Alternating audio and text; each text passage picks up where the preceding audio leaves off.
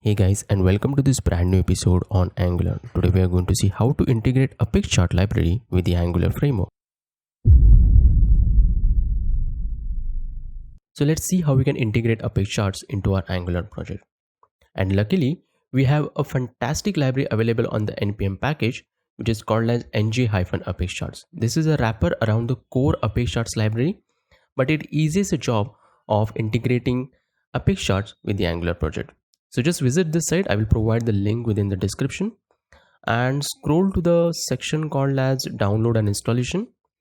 Out here you will find a command called as npm install apexchart. That's a core library, followed by the wrapper library ng-apexcharts, and then we should say --save. Now this is going to register both of these libraries within our package.json under the dependency section. Press enter and it will start the installation of the library. And once the installation is complete, let's move ahead and see the next steps in the Visual Studio Code. So we are inside Visual Studio Code and I created a sample project using the ngCli, and this time I'm using Angular 10. Yes, you heard it right, the very latest version of Angular. Now locate the angular.json file within the project, and inside that you will find a script section which has to get populated using the apexcharts minified library version. Yes, this is a very required step in order to ensure that the apexcharts library will be available at the runtime. And once the script tag has been added, the final step is to go ahead and add an entry within the app.model.ts. Now since our application is very small, I am directly making the import entry within the app.model. In your case, if you have project specific model or a feature specific model wherein you are going to use the apex chart, I will recommend you to add the entry over there. So you'll see on the line number 12, we have imported the ng-apexcharts module, and that's all required in order to integrate or set up the apexcharts library within the Angular project. Now that we're done with the installation of apexchart library within our Angular project, let's go ahead and define this chart within the HTML file. So I open app component HTML file, and inside that I have included a tag called as apx-chart followed by some set of attributes. Now these attributes will vary depending upon your own chart requirements, but in this case we are going to keep it very limited. So the very first attribute is the series attribute. This actually accepts a data for the chart. The second attribute is a chart itself, which defines the type of chart that we are going to use and some of the display options.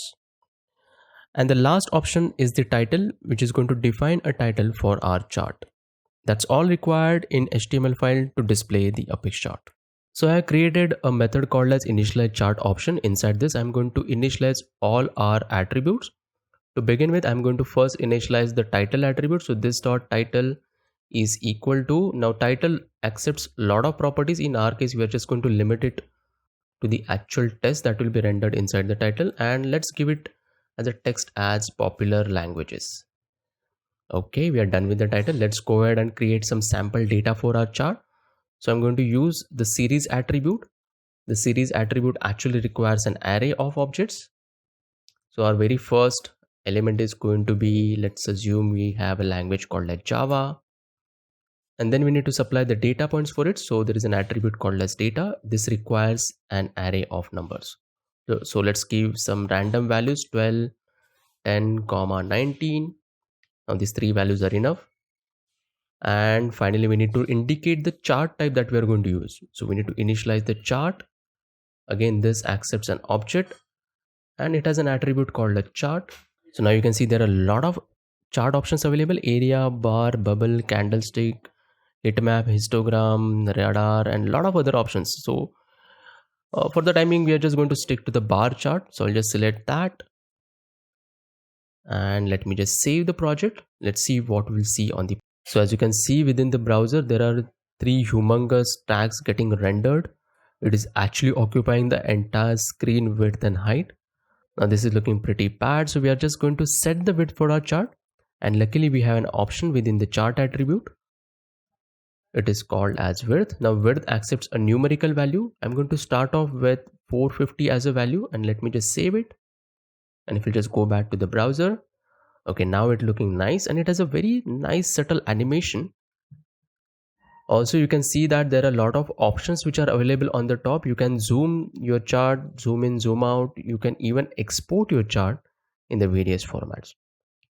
So that's the basics of Apex chart, we have explored or we have barely scratched the surface of Apex charts library. It has a very feature rich options.